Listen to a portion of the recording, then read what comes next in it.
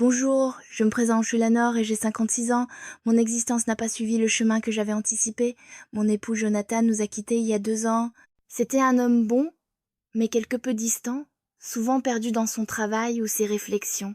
Après son décès, j'imaginais passer le reste de mes jours paisiblement, à m'occuper de mon jardin, à participer aux rassemblements de famille et à me plonger dans la lecture le soir. Cependant, cet été-là, Nathan, le neveu de Jonathan, est arrivé.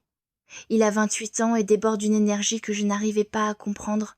Il venait de terminer un long contrat en ville et souhaitait se ressourcer à la campagne, loin du tumulte. Au début, il se tenait à l'écart, se promenant en forêt ou lisant sur la terrasse. Mais graduellement, nous avons commencé à échanger sur tout et rien.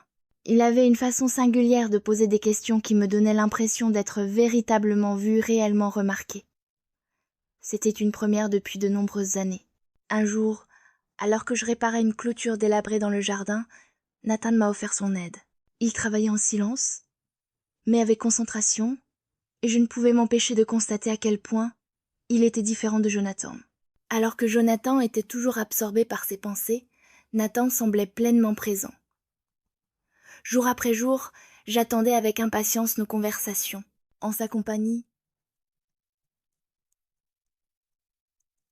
l'atmosphère semblait s'alléger, et j'avais ce sentiment de nouvelles perspectives que je n'avais pas éprouvé depuis longtemps.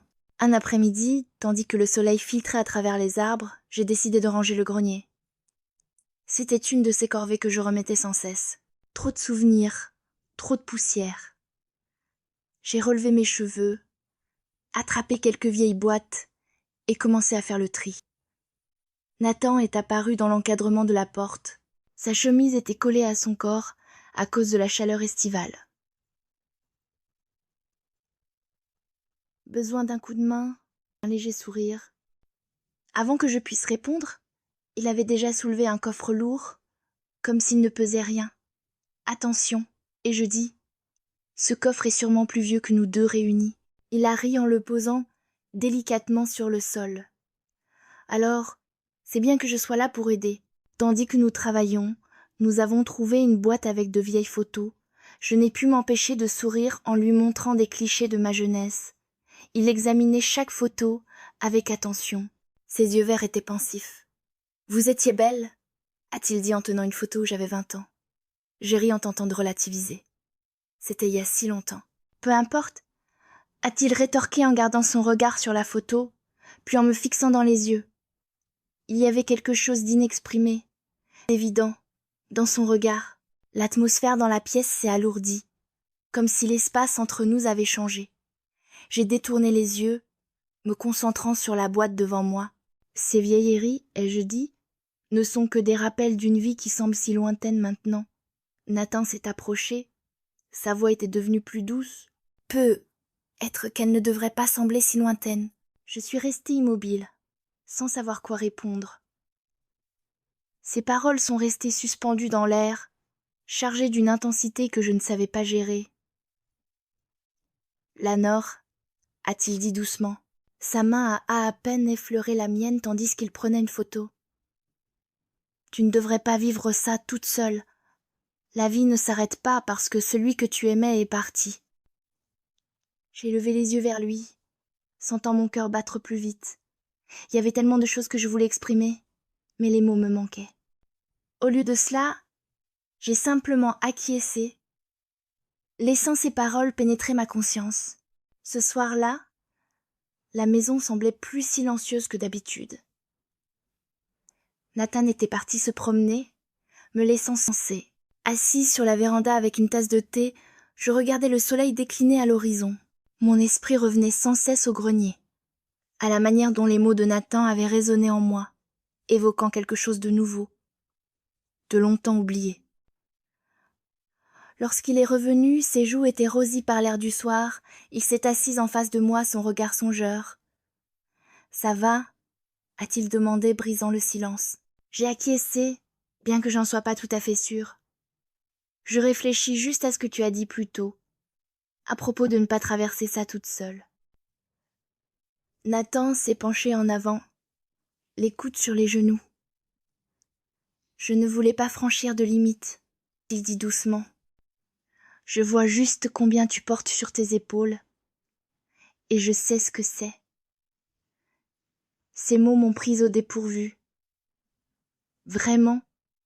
Ai-je demandé, acquiescé. Son visage était devenu sérieux. La perte des gens vous change. Vous fait penser que vous devez tout gérer seul, mais c'est pas le cas. Tu ne devrais pas. Sa voix était sincère, presque suppliante, et je l'ai cru. Pour la première fois depuis longtemps, j'ai senti le poids sur mes épaules commencer à s'alléger, ne serait-ce qu'un peu.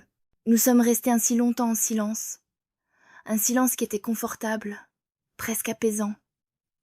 Quand il s'est finalement levé pour partir, il a hésité un instant. « Bonne nuit, Lanor », a-t-il dit doucement. « Bonne nuit, Nathan », ai-je répondu, en le regardant disparaître dans la maison. Le lendemain, je me suis surprise à chercher des prétextes pour passer du temps avec lui, que ce soit pour réparer quelque chose dans la maison ou pour jardiner.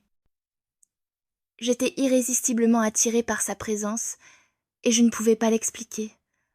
Un jour, tandis que nous plantions des fleurs le long de la clôture, je lui ai posé des questions sur sa vie en ville. Il a raconté ses longues journées de travail, le sentiment de ne pas être à sa place, et qu'il cherchait quelque chose de plus. « C'est pour ça que tu es venu ici ?» ai-je demandé. Il a acquiescé, ses mains manipulant doucement la terre. Je crois que j'espérais trouver un peu de clarté, ou au moins un peu de paix. J'ai souri, le comprenant parfaitement. « Tu as trouvé le bon endroit pour ça. » Il a levé les yeux vers moi, ses yeux verts cherchant les miens. « Est-ce que je l'ai trouvé ?» a-t-il demandé doucement. La question est restée suspendue dans l'air entre nous, chargée d'un sens que je n'étais pas prête à affronter. Au lieu de répondre, je me suis retournée vers les fleurs, mes mains tremblant légèrement. Ce soir-là, en préparant le dîner, je n'arrivais pas à me défaire du sentiment que quelque chose était en train de changer entre nous.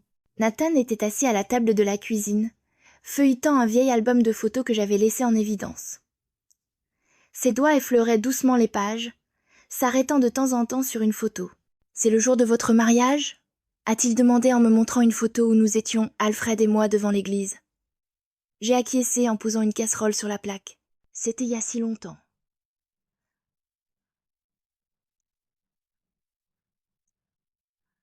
Vous aviez l'air heureux, a-t-il dit, même si son ton portait une note de quelque chose d'autre, de curiosité, peut-être de tristesse.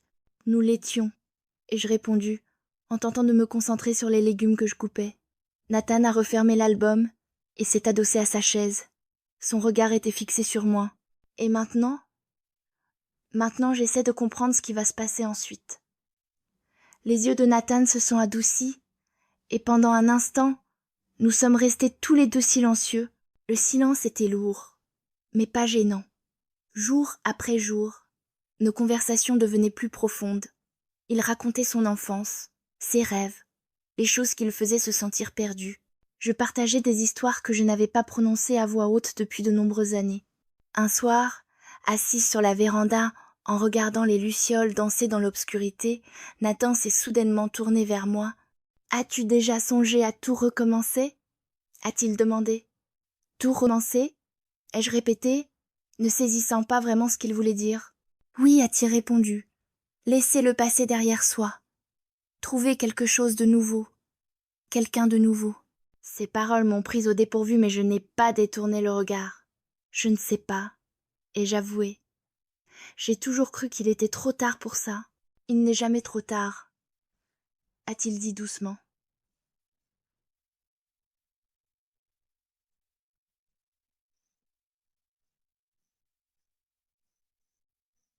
Trop tard. Le tournant s'est présenté un jour de pluie. La tempête s'est abattue soudainement, et nous nous sommes retrouvés coincés à la maison. J'étais dans le salon en train de trier de vieux livres quand Nathan m'a rejoint. « Besoin d'aide ?» a-t-il demandé. Sa voix était chaleureuse. J'ai souri. Bien sûr, cela peut être donné. En s'agenouillant à côté de moi, sont effleurés par hasard. Le contact a été fugace, mais il a provoqué une étincelle en moi, un rappel que j'étais encore vivante. « Lanor » a-t-il dit doucement. J'ai levé la tête rencontrant son regard. Ses yeux verts étaient emplis de quelque chose que je ne pouvais pas nommer, mais qui faisait battre mon cœur plus vite. Avant que je puisse dire quoi que ce soit, il a tendu la main et a pris la mienne dans la sienne. « Tu n'es plus seule », a-t-il dit avec assurance. « Plus maintenant. » Et à cet instant, les murs que j'avais construits pendant des années ont commencé à s'effondrer, un mélange de clarté et de confusion. Nathan et moi avons franchi une limite invisible dont nous ne réalisions peu, être pas totalement l'importance, mais il était impossible de nier le bien, être et l'étincelle que sa présence procurait. Par une fraîche matinée d'automne, alors que les feuilles commençaient à tomber en ondulations dorées, Nathan et moi avons décidé de nous promener dans la forêt. Le silence entre nous était chaleureux et chargé, comme si les mots étaient superflus. À un moment donné, nous nous sommes arrêtés dans une petite clairière. Nathan s'est tourné vers moi, son expression pensive. « Lanor, j'y pense. » A-t-il commencé, sa voix hésitante. J'ai levé un sourcil, l'encourageant à poursuivre. « Je ne sais pas où ce chemin nous mène, a-t-il dit en désignant de la main nous deux. Mais je sais que je ne veux pas le parcourir sans toi. » J'ai eu le souffle coupé. La vulnérabilité de ses paroles a touché quelque chose de profond en moi, quelque chose que je n'avais pas ressenti depuis des années. « Nathan, ai-je dit, ma voix tremblant. Je n'ai pas de réponse. Je ne suis même pas sûre d'être prête à les chercher. » Il a souri doucement. « Alors, faisons-le ensemble » a-t-il rétorqué. La simplicité de ces mots a fait monter les larmes. Pendant si longtemps, j'avais porté le fardeau de mon passé seul, persuadée que c'était mon lot. Et voilà que Nathan me proposait de le partager avec moi. Sans jugement, sans attente, nous sommes restés là dans la clairière, tandis que le vent bruissait dans les branches des arbres. Et j'ai compris une chose. La vie ne nous offre pas toujours des solutions claires ou des fins idéales. Parfois, elle nous donne juste une chance de recommencer. J'ai tendu la main et entrelacé mes doigts aux siens. Ensemble, ai-je répété en souriant. Ce soir-là, tandis que le soleil se couchait derrière les collines, nous étions assis sur la véranda, enveloppés dans une couverture. L'air était frais et le ciel s'était coloré de teintes orange et rose. Pour la première fois depuis de nombreuses années, j'ai ressenti un sentiment de paix, une joie tranquille qui découlait de la prise de conscience que, même si l'inconnu nous attendait, je ne marchais plus seule sur ce chemin. Nathan m'a regardé, ses yeux verts remplis de chaleur. « Tu sais, a-t-il dit, j'ai l'impression que c'est le début de quelque chose de bien. » J'ai acquiescé, sentant une légèreté dans mon cœur. « Je pense que tu as raison. » Et à cet instant, entourée par la beauté du monde et la promesse du lendemain, je me suis autorisée à y croire. Le passé faisait toujours partie de moi, mais il ne me définissait plus. Et l'avenir nous appartenait, pour l'écrire ensemble.